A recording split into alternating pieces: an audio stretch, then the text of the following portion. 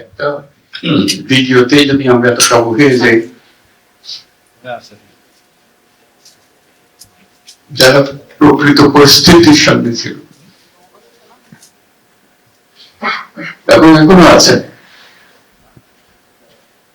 তাদের সেই পরিস্থিতির শেষ হয়নি। তাদের অবস্থা কিছু কি আছে? আমরা হেঁটে হেঁটে দিকে গেলাম কতগুলো ছবি, বাস্তব স্কাল্পচার অনুভব করার চেষ্টা করেছি সেদিন কিরকম ছিল, কি হয়েছিল তার।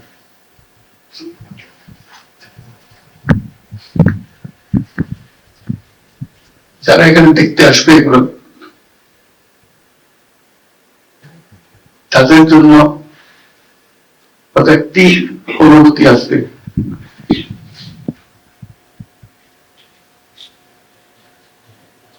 যে বাংলাদেশের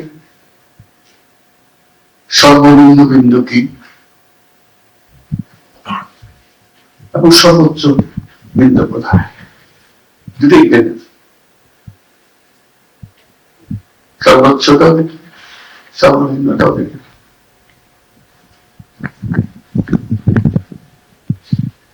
আমরা বিন্দু থেকে কত দূরে থাকতে পারি সেটা ছিল কি আপনার মনের মধ্যে আমাদের আশা জাগে যে আমরা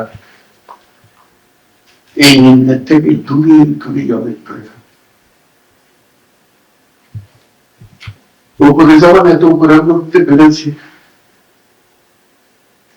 আমরা আসমানে ছুটে পারি এবার সেদিন মনে আসি এটুকু শুধু দেখার।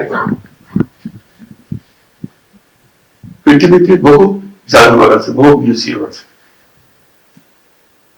তাদের সংস্কৃতির বই আছে, তাদের রাজা রাজার কাহিনীর উপরে আছে, তাদের ইতিহাসের উপরে আছে। আমাদের মতো জাদুঘর আর কোথাও নেই। জীবন্ত একটা জিনিস ভোগ করে দিল। যারা এই জাদুঘরের উপযোগ্য এখানে যাদেরকে আমরা দেখতে আসি, তারা এখানে বসে আছে। তাদের কপট এখনো টাটকা।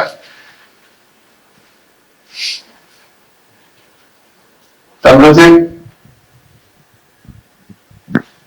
তাদেরকে জাদুঘরের মধ্যে আনতে পেরেছি, এটি আমার বিরাট সৌভাগ্য, জাতির একটা বড় সৌভাগ্য। টাটকা টাটকা ইতিহাসটা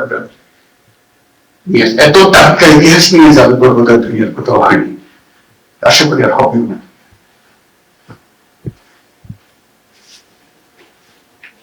রক্ত নাশকতে জাদুঘর করে দেখানোর জন্য তার প্রতিটি জিনিস যেগুলো দেখছি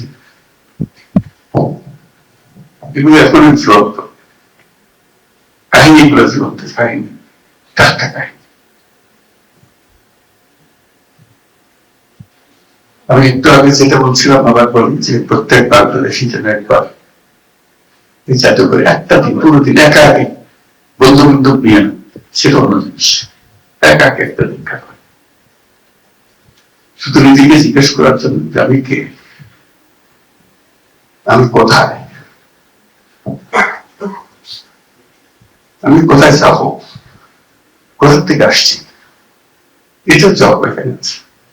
নিজের জবাব নিজে খুঁজে বার করবে, কত লিখে দেবে না যে এটাই তোমার জবাব। এবং জাদুঘর যারা পরিচালনা করছেন তাদের উপর অনুরোধ থাকবে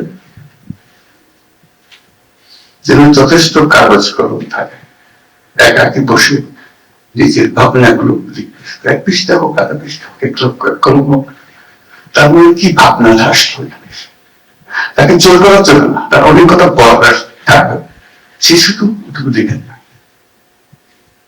এবং জমা দিয়ে যাবে অথবা নিয়ে যাও, তার ইচ্ছা। আমরা এনকারেজ করবো, এটা ফলো করে আমরা রেখে দিতে পারি।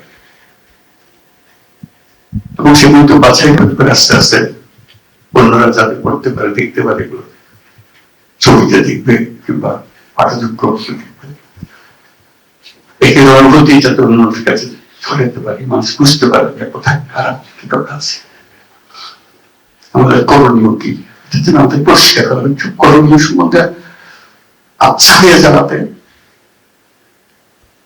আমরা একে সন্দেহের চোখে দেখে কিছু যদি পরিষ্কার হতো তো সন্দেহটা থাকতো না।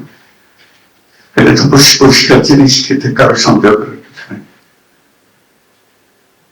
ওই লেখার বিষয়টা আমি জীবনে একবার অন্তত একা আগে সারাটা দিন এখানে কাটিয়ে যাবে নিজের মতো করে। আর একটা আসার কথা বলছিলাম যে আমরা মাঝে মাঝে দিশাহারা হয়ে যাই, অনেক রকমের চিন্তা, অনেক রকমের বিবাদ আমাদের মধ্যে এসে যায়, আমরা ভুলে যাই কোথার থেকে আসলাম। আমরা যখন পথ হারিয়ে ফেলি বিভেদের মধ্যে, এক একজন এক একদিকে যাওয়ার জন্য তাগিদে দাঁড়াতে অত্যাচার করে, আমার দিকে আসতে হবে না, খবর দেয়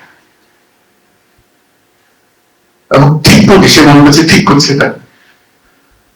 সে সময় যখন আমরা বিভিন্ন মতে বিভক্ত হয়ে যায়,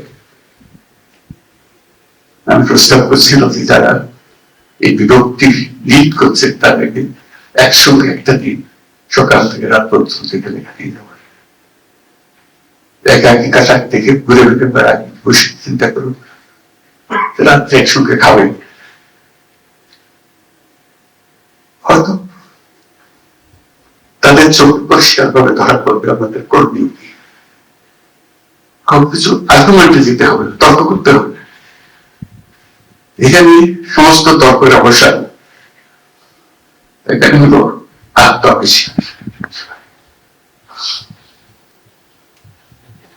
সকল শিক্ষার্থীর ডেস্টিনেশন হোক, প্রথমে যখন তারা ফিল্ড ভিজিট করে, এই করে একটা ফিল্ড ভিজিট যেন এখানে হয়, সেই ব্যবস্থা যেন রাখা হয়। এটা কোনো পাঠদান করার জন্য না, জাস্ট ঘুরে বেড়ানোর জন্য, দেখার জন্য, তাদের প্রশ্নের জবাব দেওয়ার জন্য। কেন এটা প্রশ্ন, কি হয়েছিল তাই, এরা কারা,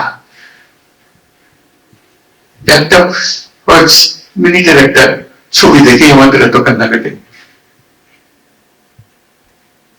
সব কাহিনী একত্র করলে আমাদের অবস্থান কি হবে বলে। আমরা তো সেখান থেকে আসতেছি। যারা এটা তৈরি করেছে এত চমৎকার ভাবে, এখনো সম্পূর্ণ হয়নি, তাদের প্রতি আমরা কৃতজ্ঞ, জাতি কৃতজ্ঞ, অনন্য একটা জাদুঘর তৈরি করার জন্য। এই জাদুঘর এই দিশাহারা জাতির পথ খুঁজে দেবে, এখানে পথের ঠিকানা পাওয়া যাবে।